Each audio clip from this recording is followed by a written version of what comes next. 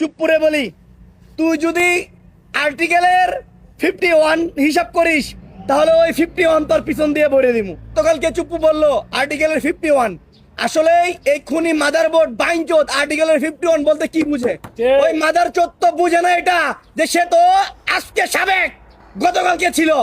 এই আইনটা আর্টিকেলের 51টা হয় যখন রাষ্ট্রপতি দায়িত্ব চলাকালীন সময়ে তার ভিতরে তার মাধ্যমে যদি কোনো অভিযোগ আসে, তখন সেই অভিযোগগুলোকে কেন্দ্র করে তাকে জেলখানায় নেওয়া যাবে না, তাকে গ্রেফতার করা যাবে না, তাই তো? এটা স্পষ্ট লেখা আছে। এই মাদারবোর্ড, তোকে উদ্দেশ্য করে বলতেছি, তুই আর্টিকেলের 51টা ভালোভাবে পড়বি। বারবার চেষ্টা করি আমরা ছাত্র যে আসলে গালি না দেই, আসলে বিপ্লবীর ভাষাটা গালিতে রূপান্তরিত হয়েছে। আমরা আসলে গালি দিতে চাই না, আমরা চাই না এই গালিটা। জি, এই হচ্ছে ঢাকা বিশ্ববিদ্যালয় ছাত্রের পরিচয়।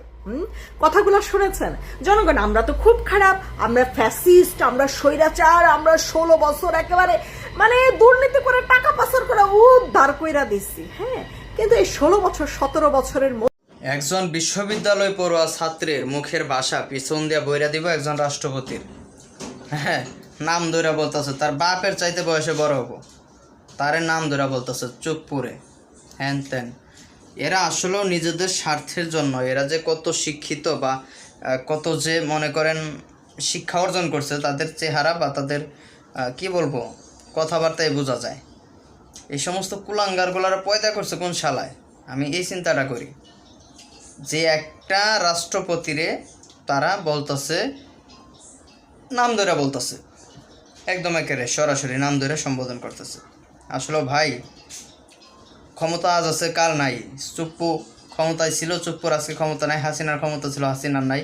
তারেক আছে, তারেকের এক সময় থাকবে না। তারেকের মার ছিল, এখন তারেকের মাই নেই। তারেকের বাবারও ছিল, তারেকের বাবাও নাই। বঙ্গবন্ধুরও ছিল, বঙ্গবন্ধুও নাই।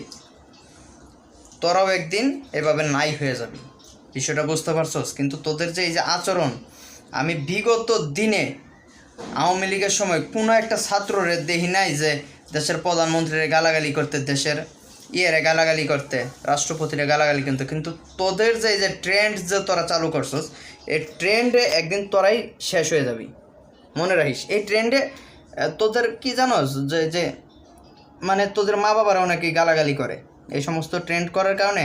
ওই যে হাদি মরার পরেও মনে কর তোরা বলে শহীদ হয়েছে, আর আমরা বলি কি জানিস শাউয়া হাদি। হ্যাঁ, ওই যে শাউয়া মাওয়া সিরা ফালাইতে হইব, এই জন্য আমরা বলি শাউয়া হাদি। এখন তোরা বলিস শহীদ।